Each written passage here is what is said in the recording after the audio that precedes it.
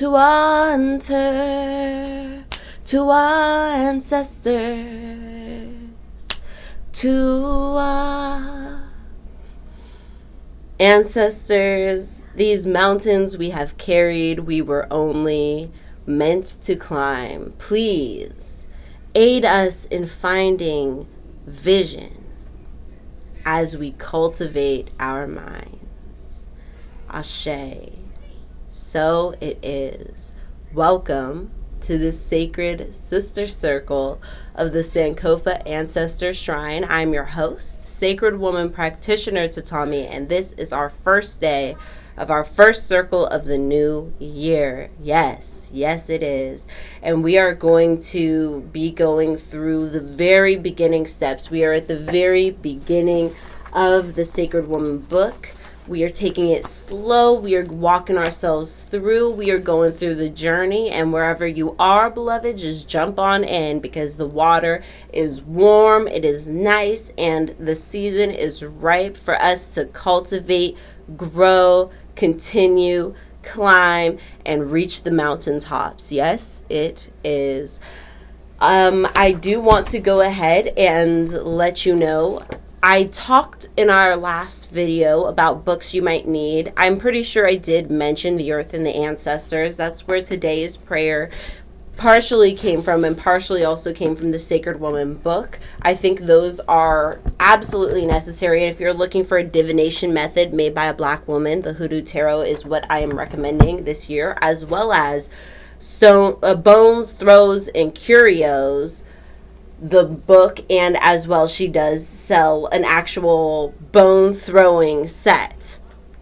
I also forgot to mention this book, the Egyptian Book of the Dead, which I find to be so useful because just the rhythm with which it's written, and it's a book of spells just like the Bible is. And for people who aren't comfortable going through the Bible anymore, they want to move on, perhaps expand, perhaps they want to have something else to bibliomance with, highly recommend this specific copy, this specific version, which you can find in most retailers, because it has the color pamphlets right above exactly what is said. They don't put anything that isn't said on exactly what the page is, which is super helpful for people to be able to look and go back and forth through the images as well as what they're reading. And it's powerful. If you've been here for any of our previous times reading the Book of the Dead, I think that you already know. You already know how powerful this can be. So we're going to hop right into it.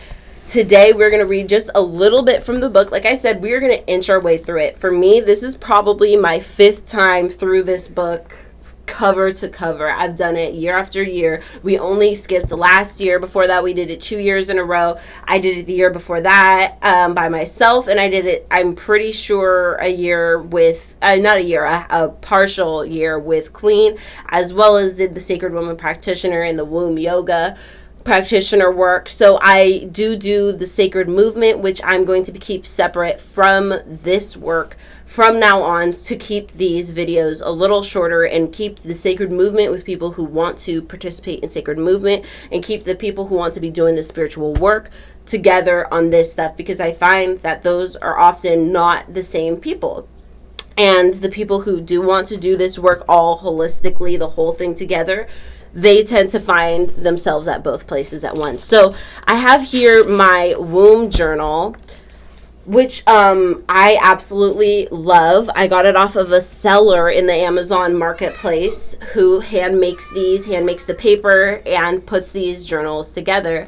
This is what I'm using for my womb journal this year. I partially started it last year, but I didn't get all the way through. I think I only got like this far through. So I have a lot to get through this year, so I'm really excited. I think I only got it last fall. And so keep in mind that when I'm talking today's session, this is stuff that you could absolutely, either you have a, Word document, notes document on your phone or on your tablet, on your computer, or you have a physical journal which you are writing in manually. This is the time to be making our plan. I want us to have the plan. If you are unsure of what your plan is before you start, this can feel like a lot. Like a really, really lot. So I don't want that. I don't want us to be going in this like willy-nilly, like, I just know I need change. But what is the change? We need to decide, because everybody's journey is different. We need to look at ourselves and ask, what kind of sacred woman am I trying to be? What am I trying to achieve by going through this book from cover to cover with Sacred Woman Practitioner Tatami, with dedicating myself to this work every week, every month, however it is that you're going to tackle this.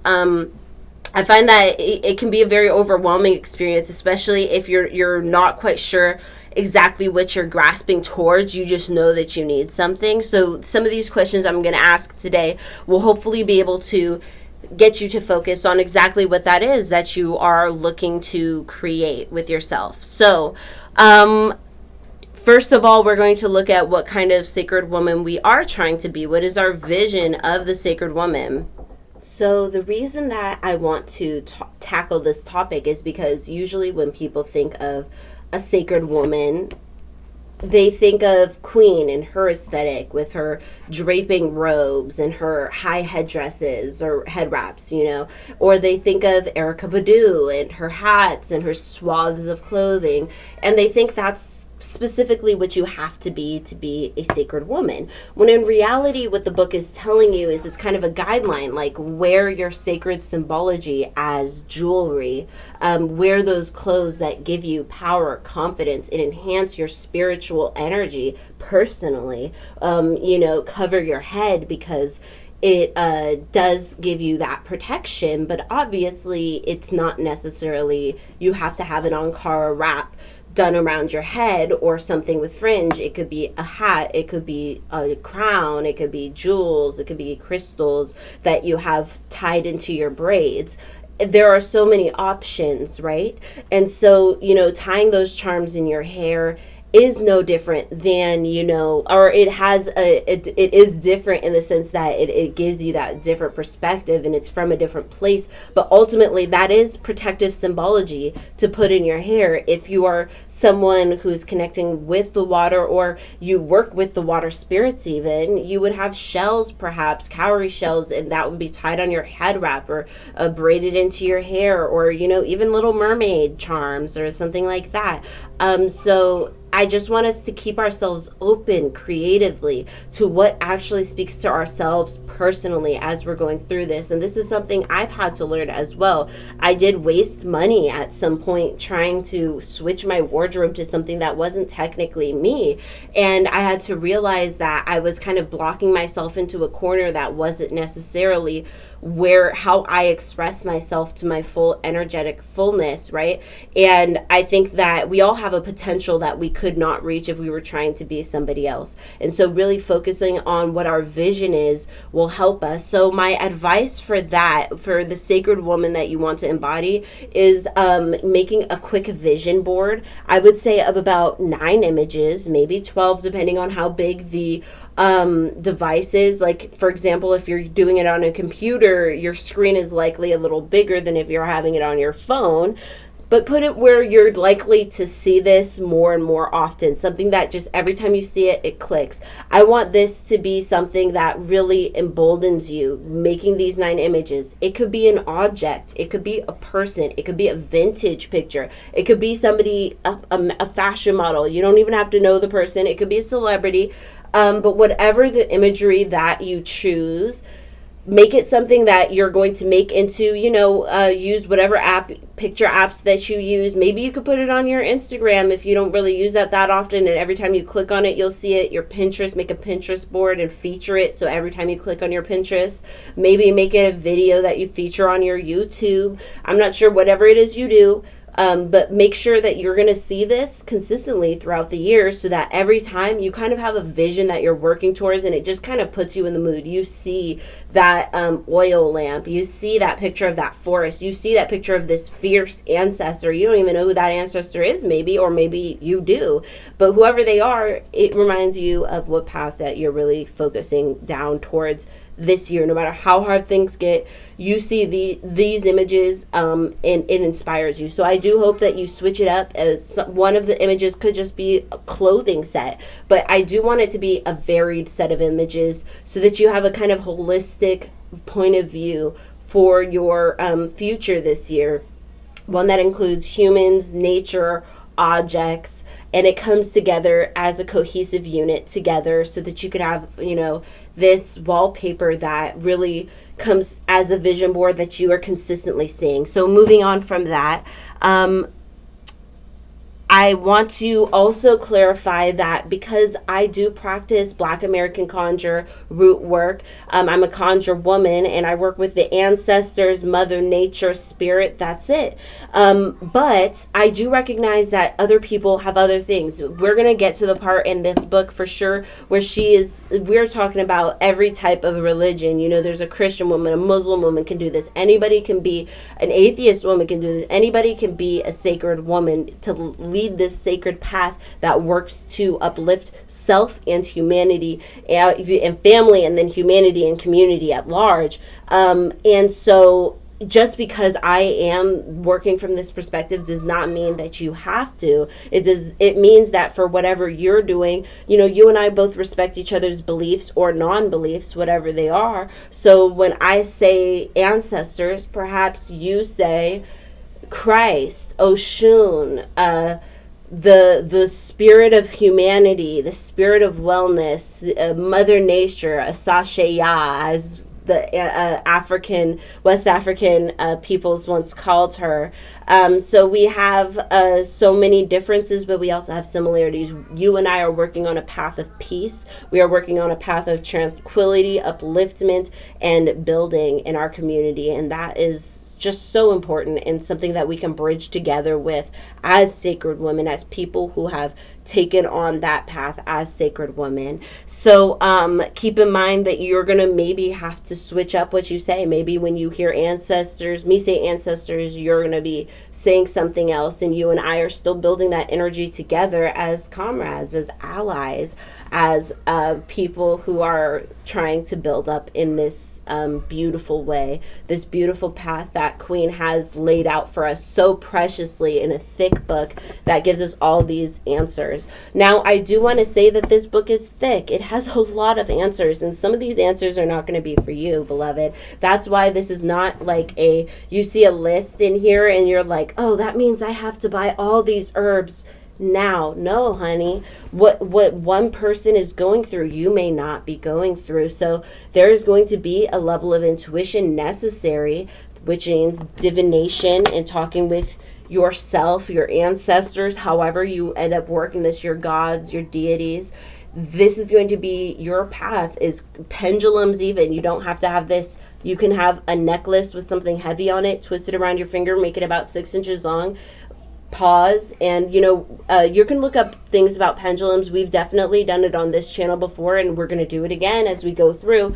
But do that divination to see what it is you should be getting. You don't have to get every tea in the book because you don't have every ailment in the book. You haven't been through all those different types of abuses necessarily. You haven't been through all those different types of, roadblocks and misunderstandings and lack of education or what have you. There's only a few of those things on the list that you've probably been through. And so to narrow that down and recognize that this isn't just a free-for-all, spend your money on a bunch of things. This is specific. What exactly are you going to use, and how are you going to use it as we go through with this? So another thing that you should be journaling and taking note of as we start this journey, beloved, is what exactly you are trying to give up and get into specifically. Okay, writing that down is necessary. Are you trying to go fully 100% plant-based? Are you trying to do like a detoxing spiritual connection, raw plant-based type of thing this year? Or are you just looking to giving up a harder drug, perhaps? Are you looking to give up an addiction you have to let's see, coffee? It could be cigarettes. It could be, those things that are legal, but it's not as healthy for you. You know what I'm saying? Sugar even. Are you trying to cut back significantly? Are you trying to go a year without soda? Are you trying to release yourself from anything. You're not going to do cannabis. You don't want to have yourself taking too many Tylenol. You've realized you do too much of that.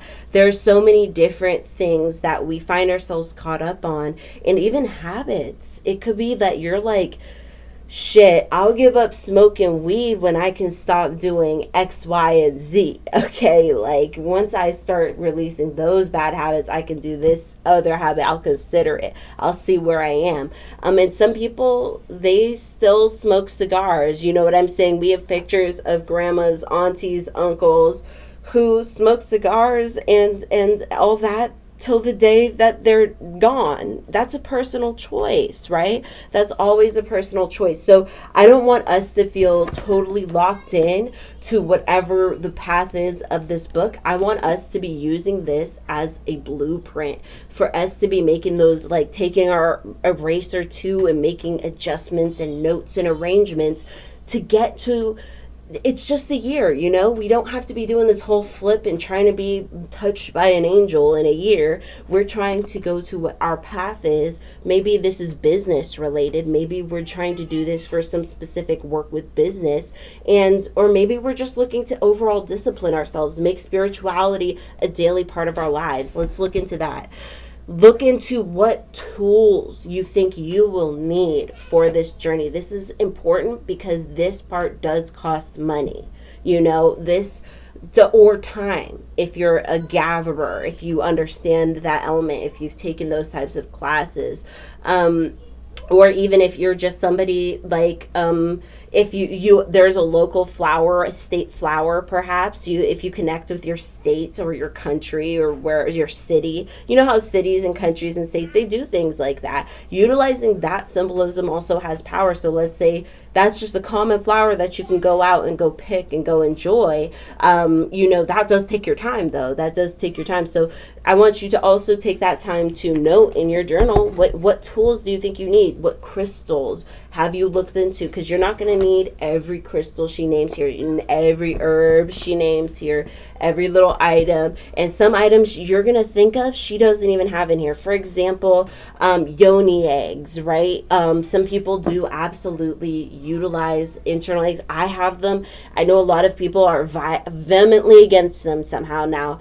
They have never killed anybody. Using them is neutral at best, placebo at neutral at worst, placebo at worst, okay? There is nothing that these are going to do to you as long as you look up and make sure you don't have a porous crystal. It's an internally safe crystal, a water-proof crystal. You can absolutely use them. Yes, some of them will dissolve. Nobody in the history of mankind yet has put selenite or something up their yoni and had some disastrous results. That's never happened.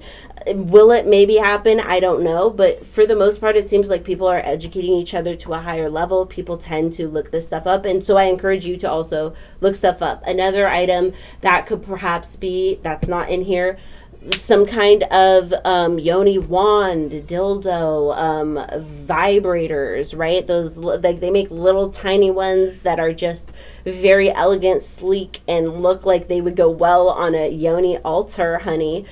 Those, I think, also are tools that people could really use because they can be spiritual, they can have that physical aspect, and especially for people looking to connect with their yoni, that element of self-pleasure is absolutely necessary, especially if they're not at a place where they want to be doing this with somebody else, they want to be relying on somebody else, they want to just have this personal time with themselves. And that's not actually necessary because everybody has a hand, right? Usually everybody has a hand, or everybody has their own way of doing things without having to purchase. So with that said, I'm going to say the final thing I want to talk about is absolutely altar work. Very bare minimum. Please, beloved, make an altar. Now, this can be in a bag, which I'm going to go quickly get one for an example. Okay, so before I sit down, I wanted to also mention waist beads and other jewelry, which can be used symbolically through colors, crystals. You know, they can be rings, they can be toe rings. I often go barefoot is usually how I live my life. Yes, in stores, yes, out and about, yes, pretty much unless it's like pouring rain, freezing outside, I will usually typically be going barefoot and put on some barefoot sandals or some, toe rings that have some beautiful symbolism on them.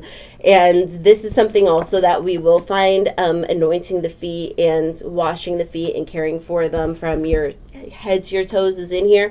But the barefootness is just my personal feelings and touch, and I thought it might give you some inspiration for yourself. So I brought 2 personal altars that I have here, altar bags, just to give you an idea. Now, typically people will just have it on, if you have a space in your house that's like a shelf. I'm gesturing over to mine, but I'm not going to show you because, sorry, this one is my personal family altar, but it's basically just like a cabinet with a few shelves. On the bottom shelf is 2 sets of ashes, my husband's great grandmother and his mother, and then up on the next shelf is a little space for our twins, for them to be looked over. But this isn't like there's no pictures of them and stuff. This is just a space for things that would help facilitate workings with for the ancestors. We don't put pictures of anybody who's alive on the ancestor altar. And then also, let me see, I have a space for offerings. I have a face jug that I made out of terracotta clay and then painted, and I put money offerings into that. And then on the top shelf is where I will put usually the water, just 1 cup of water. Some people put 9. If you extravagant and you got it like that, because 9 is the number of the ancestors. It's also something we've kind of taken on from South America, our Latino family down there, the Afro-Latino family kind of brought that in because African traditional religion definitely bloomed in South America. So that 9-cup thing kind of came from there, but it's not necessary. 1 cup is all it takes. 1 cup, 1 candle, preferably white, just a plain pillar candle, a plain cup of water, maybe a nice doily or cloth underneath it, maybe a picture. It could be a picture of an ancestor directly. It could be a picture of an ancestor that's famous or well known that you love, such as Zora Neale Hurston, such as Frederick Douglass, whoever it is that you really connect with and work with on a spiritual level. And it could be, musicians too. People do work with those types of people, but you do need to be careful with the vices and such of those types of people and how you're working with them. So I do want to mention that. But another version, if you're somebody who can't just have this out in the open, or you prefer to have just one that you carry around with you, I have made these little ones which give you some inspiration. Maybe you can buy a small bag, maybe you can sew your own in it. This one is kind of it's got the more Egyptian theme to it, and the face jug inside is, white and whitish tan and browns and gold, so it kind of goes with it. I have prayer cards in here. I have a set of 9 pennies for divination, as well as it comes with some cologne, a stick of cinnamon, a bell, ring 3 times, right, for the ancestors, or clap 3 times, etc., our cinnamon stick. So then this one is a different one, right, for somebody who perhaps isn't as into the Kemetic side of things. This face jug has a red and gold. It's a little different. All of them are different. We have the prayer cards, like a crossroads type of thing, same thing. The cinnamon stick, the pennies, the cologne, and there you have it. And so this could be opened up flat, but technically if you just have a purse, you can just put a hanky or something in there that could act, a bandana, a piece of fabric, of a fat quarter, make the edges nice, crochet something, whatever it is you do, be creative, and easily you could have your own setup to have an altar. So I want you to think about the altar, think about the space that you're going to be creating with your ancestors, and how you're going to be, or whoever it is you work with, and how you're going to be doing that, so that you have a physical space. Now, if you already have an altar set up in your home, I suggest that you make a womb altar that is specifically an altar space dedicated to your womb. It keeps your womb tools on there, whatever it is you're using, be it herbs, be it the yoni egg, be it a vibrator, be it oils, etc. Whatever it is that you're working on, your womb journal too, could be placed there. Make a small space on a small shelf and really focus on there. Other suggestions for altars that you may be focusing on this year for your journey specifically this year could be marital altars / relationship altars. Could be in that case, I do think you should be really considering, like, is this something you're trying to make work absolutely 100%? Is something that you're throwing 100% in? That is what you're focusing on. Is it about yourself? Is it about your work? Is it about a specific goal you have? Whatever it is, there is a secondary altar option along with the ancestor altar, but 2 altars can be a lot of work. So focusing on just one can be the wisest choice for most people. Just that first ancestor altar, making sure you're feeding it once a month. This can be even difficult for most people just because we get caught up in life and forget, or we just don't even know what to put on the altar. You know what I'm saying? So I think this is kind of a lot to start with. I hope that it gives us a sense of continuing and starting. I was going to show you my start of my crocheting my white head wrap, but I think I left it in the back room and this is already getting kind of long. So we're going to wrap it up and we're going to continue on starting inside the book actually next time we join each other. Thank you for watching. May your ancestors and spirit guides be with you at every crossroads, and I will see you next time.